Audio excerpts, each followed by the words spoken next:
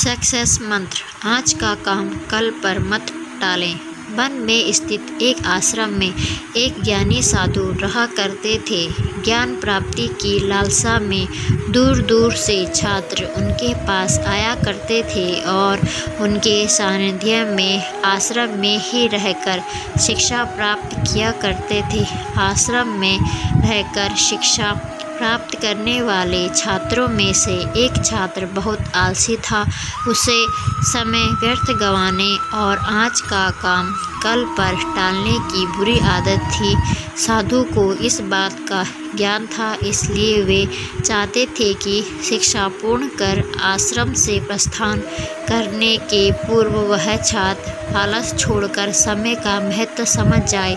इसी उद्देश्य से एक दिन संध्या काल में उन्होंने उस आलसी छात्र को अपने पास बुलाया और उसे एक पत्थर देते हुए कहा, पुत्र, यह कोई सामान्य पत्थर नहीं बल्कि पारस पत्थर है।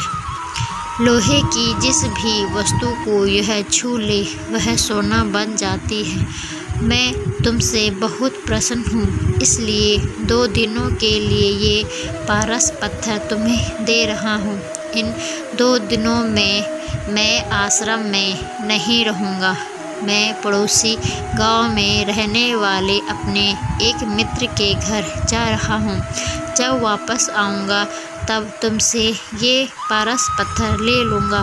पहले जितना चाहो उतना सोना बना लो।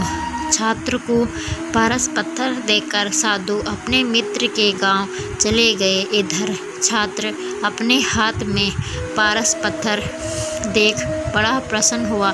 उसने सोचा कि उसके द्वारा मैं इतना सोना बना लूँगा कि मुझे जीवन भर काम करने की आवश्यकता नहीं रहेगी और मैं आनंदपूर्वक अपना जीवन व्यतीत कर पाऊँगा।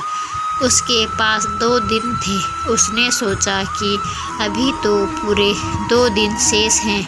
ऐसा करता हूँ कि एक दिन आराम करता हूँ, अगला पूरा दिन सोना बनाता रहूँगा।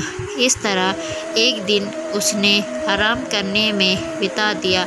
जब दूसरा दिन आया तो उसने सोचा कि आज बाजार जाकर ढेर सारा लोहा ले आऊँगा और पारस पत्थर से छूकर उसे सोना बना दूँगा। लेकिन इस काम में अधिक समय तो लगेगा नहीं, इसलिए पहले भरपेट भोजन करता हूँ, फिर सोना बनाने में जुट जाऊँगा।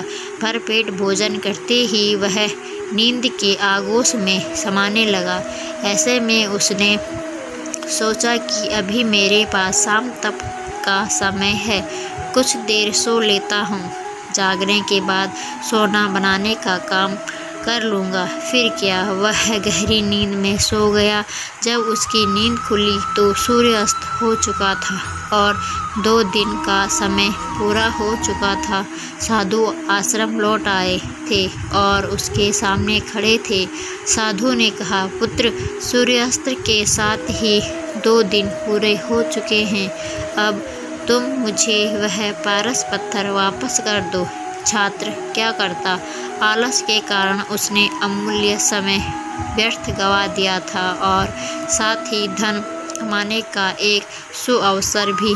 उसे अपनी गलती का एहसास हो चुका था और समय का महत्व भी समझ आ गया। वह पछताने लगा और उसी क्षण निश्चय किया कि अब से वह कभी आलस नहीं करेगा। सीख: जीवन में उन्नति करना चाहते हैं तो आज का काम कल पर टालने की आदत छोड़ दीजिए। समय अमूल्य है, इसे व्यर्थ मत गवाइए, क्योंकि एक बार हाथ से निकल जाने पर समय कभी दोबारा वापस नहीं आता।